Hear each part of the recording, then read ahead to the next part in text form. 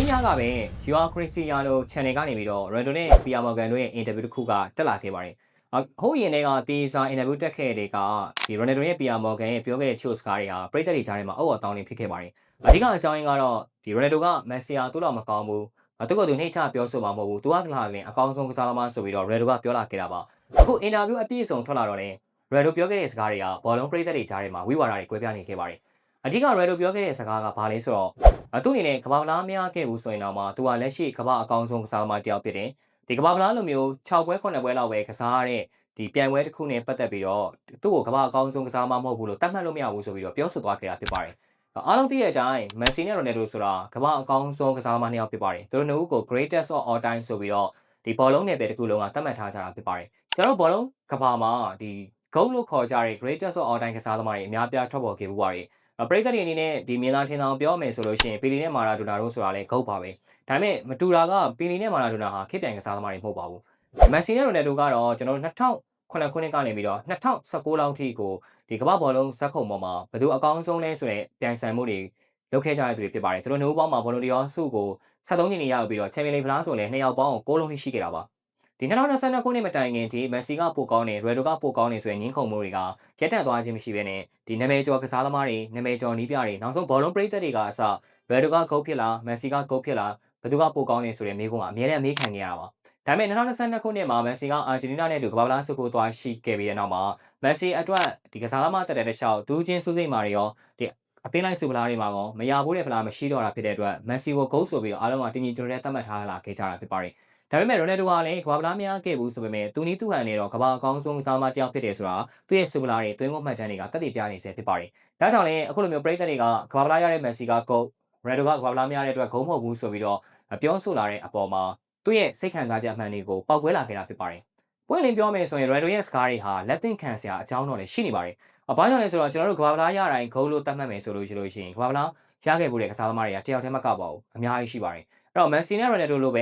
ဲဘောလုံးဒီအောင်ဆုလည်းရတယ်ချန်ပီယံလည်းရတယ်ကမ္ဘာ့ဖလားရတယ်ဆိုတဲ့ကစားသမားဆိုရင်တော့ကျွန်တော်တို့9ယောက်တိတိပဲရှိပါတယ်။အဲ့လို9ယောက်တိတိရှိတဲ့ကစားသမားတွေထဲမှာဘရာဇီးအသင်းရဲ့ဒီကွင်းလေတိုင်းစစ်ကစားသမားဖြစ်တဲ့ကာကာက Ronaldo ကိုဂိုးဆိုပြီးချီးကျူးသွားခဲ့တဲ့မှတ်ချက်ကလည်းဒီရက်ပိုင်းမှာပြန်လည်ပေါ်ပေါက်လာခဲ့တာဖြစ်ပါတယ်။အဲ့တော့ကာကာဆိုတာကဘောလုံးလောကရဲ့ဒီနိုင်ငံအသင်းနဲ့ရောက်နိုင်ခဲ့တဲ့ဖလားတွေမှာအမြင့်ဆုံးဖြစ်တဲ့ကမ္ဘာ့ဖလားကိုလည်းရောက်နိုင်ခဲ့တယ်။နောက်ပြီးတော့ဒီကလပ်အသင်းနဲ့လည်းအမြင့်ဆုံးဆုဖလားဖြစ်တဲ့ချန်ပီယံလိဂ်ဖလားကိုရောက်နိုင်ခဲ့သလို2009ခုနှစ်ဘောလုံးဒီယောဆုရှင်ဖြစ်ပါတယ်။ပြောမယ်ဆိုရင်ဒီဘောလုံးလောကမှာဒီလိုမျိုး3မျိုးထိတ်ခေါင်ဆုကိုရထားတဲ့ကစားသမားကအရေးအတွက်က9ယောက်ပဲရှိပါတယ်။အဲ့9ယောက်ထဲမှာပါတဲ့ကစားသမားကမက်ဆီထက်ရိုနယ်ဒိုပိုကောင်းတယ်။ရိုနယ်ဒိုဒါလင်ဂုတ်ဆိုပြီးတော့ပြောဆိုသွားခဲ့တာကြောင့်ဒီဒီဘိတ်ကကျွန်တော်အစိတ်ချင်တော့ဒီဘောလုံးရလေးပြီးဆုံးတဲ့အထိကျွန်တော်တို့ဒီဘောလုံးလောကကြီးသူတို့နှစ်ယောက်အနားယူပြီးတော့ဘောလုံးလောကရဲ့ပြီးဆုံးသွားတဲ့အထိကိုပြီးဆုံးမှာမဟုတ်ပါဘူး။ပွင့်လင်းပြောလို့ရှိရင်ဒီကမ္ဘာဖလားကဂုတ်ဖြစ်မဖြစ်မတတ်မှတ်မနိုင်ဘူးဆိုပေမဲ့ကမ္ဘာဖလားဟာဒီ Ronaldo လိုချင်တဲ့ဆူပလာလုံးဆိုတာကတော့လူတိုင်းလည်းသိကြပါတယ်။ Ronaldo ကသူ့ရဲ့ကစားမဘွားတစ်ချောင်းမှာ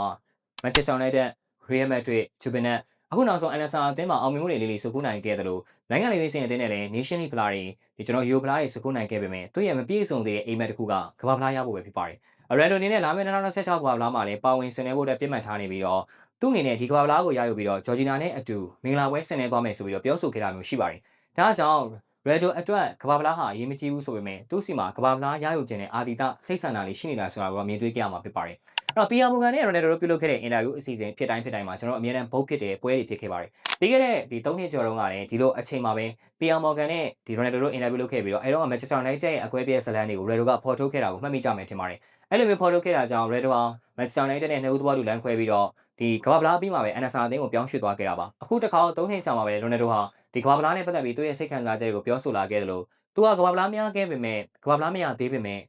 သူ့ကိုယ်သူအကောင်းဆုံးကစားသမားဘယ်တော့မှမနှိမ့်ချဘူးဆိုပြီးတော့ပြောဆိုသွားခဲ့တာဖြစ်ပါတယ်။ဒီစကားတွေကိုကြည့်မယ်ဆိုရင် Ronaldo ရဲ့သူ့ကိုယ်သူ proud ဖြစ်မှုတွေကိုကျွန်တော်တို့မြင်တွေ့ခဲ့ရတယ်။ကျွန်တော်ပွင့်လင်းပြောမယ်ဆိုရင် Ronaldo ကိုကမ္ဘာအကောင်းဆုံးကစားသမားဆိုတာတော့ကျွန်တော်လက်ခံရမှာပါ။ဘာကြောင့်လဲဆိုတော့ Ronaldo ဟာလက်ရှိအချိန်မှာကစားသမားဘဝအတွင်းကိုပေါင်း952ခုတည်းတင်ယူထားပြီးတော့အတွင်းကို1000ပြည့်ဖို့အတွက်ရည်မှန်းထားနေတာဖြစ်ပါတယ်။တကယ်လို့ဗျာပြောင်းပြန်နေနေကျွန်တော်စဉ်းစားကြည့်အောင် Ronaldo တကယ်လို့ကမ္ဘာ့ဖလားရသွားခဲ့တယ်ဆိုလို့ရှိရင် Ronaldo က Messi ထက်ပိုကောင်းတဲ့ကစားသမားဖြစ်သွားမှာလား။ဘာကြောင့်လဲဆိုတော့ Messi ကလက်ရှိမှာကစားသမားအတွင်းကိုပေါင်း900တောင်မပြည့်သေးဘူး။ Ronaldo ကကစားသမားအတွင်းကိုပေါင်း952ခုပြည့်ပြီးတော့မတူညီတဲ့ဒီ League 3ခုနဲ့အမှတ်ပေးချန်ပီယံဆိုရောက်ထားနိုင်တဲ့အသင်းဖြစ်ပါတယ်။ဒါပေမဲ့ Messi ကတော့အခုချိန်မှာ Inter Miami နဲ့အတူသူတို့အနေနဲ့ Play-off ဖလားကိုရရှိဖို့လည်းရုန်းကန်နေရဆဲဖြစ်တယ်လို့သူအနေနဲ့ PSG နဲ့ Barcelona အသင်းမှာပဲအောင်မြင်ခဲ့တာပါ။ဒါပေမဲ့ Ronaldo ကတော့အင်္ဂလန်ရဲ့ ထိပ်သီးကလပ် Manchester United စပိန်ထိပ်သီးကရီယယ်မက်ဒရစ်အီတလီထိပ်သီးကဂျူမန်နဲ့အသင်း၃ခုစလုံးမှာမတူညီတဲ့ဆိုပလာ၃ခုရရှိတာနဲ့တင်မက်ဆီထက်တာတယ်ဆိုပြီးတော့ကျွန်တော်တို့ပြောလို့ရနေပါပြီဒီကလိုအန်နဆာအသင်းနဲ့ပါ sorry အမှတ်ပေးချန်ပီယံဆုရမယ်ဆိုရင် Red ဟာ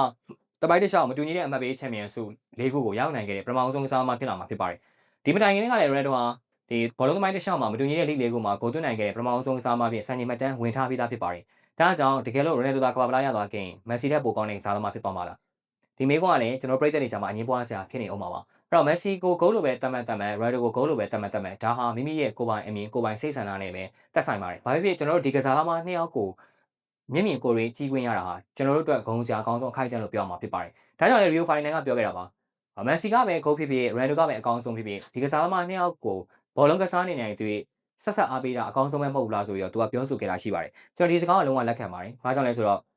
ကျွန်တော်အနေနဲ့ပီလီယာအကောင်းဆုံးမာဒိုနာအကောင်းဆုံးညင်းကုန်ကြရရှိတယ်ရိုနယ်ဒိုကိုကြီးခဲ့ရတာရှိတယ်ကျွန်တော်ရိုနယ်ဒင်ရဲ့ကစားနေကြီးခဲ့တာရှိတယ်ဒါပေမဲ့ဒီကစားသမားတော်တော်များများကျွန်တော်ဓာတ်ရိုက်ကြည့်ရှုခွင့်ရတာထက်ကျွန်တော်အနေနဲ့ replay ပွဲစဉ်တွေကြည့်ရှုရတာပိုများပါတယ်ဒါပေမဲ့ကျွန်တော်ဒီဘက်21ရာစုရဲ့ဘောလုံးပရိသတ်တော်တော်များကတော့ဂုံနှစ်ပါလို့အားလုံးကတင်းတင်းကြပ်ကြပ်သတ်မှတ်ထားကြတဲ့မန်စီနဲ့ရိုနယ်ဒိုနှစ်ဦးစလုံးရဲ့ကစားဟန်တွေသူတို့ရဲ့စူပလာစုကူဟန်တွေသူတို့ရဲ့ဒူးချင်းကစားသမားစုတွေကိုစုကူခဲ့တဲ့ဟာတွေကိုကျွန်တော်တို့မျက်ဝါးချင်းတွေမြင်တွေ့ခွင့်ရတာဟာကျွန်တော်တို့အတွက်အကောင်းဆုံးဆုလက်တစ်ခုပဲဖြစ်ပါတယ်ဆိုတော့ Ronaldo ကကောက်လားမက်ဆီကကောက်လားထုံးစံတိုင်းဒီရောက်မှာဆက်ပြီးတော့ညှင်းကုန်ပေးသွားကြပါဦး Xbox ကနေတင်ဆက်ပေးနေပါတယ်ကျွန်တော်ကတော့အောင်ခန့်ပါ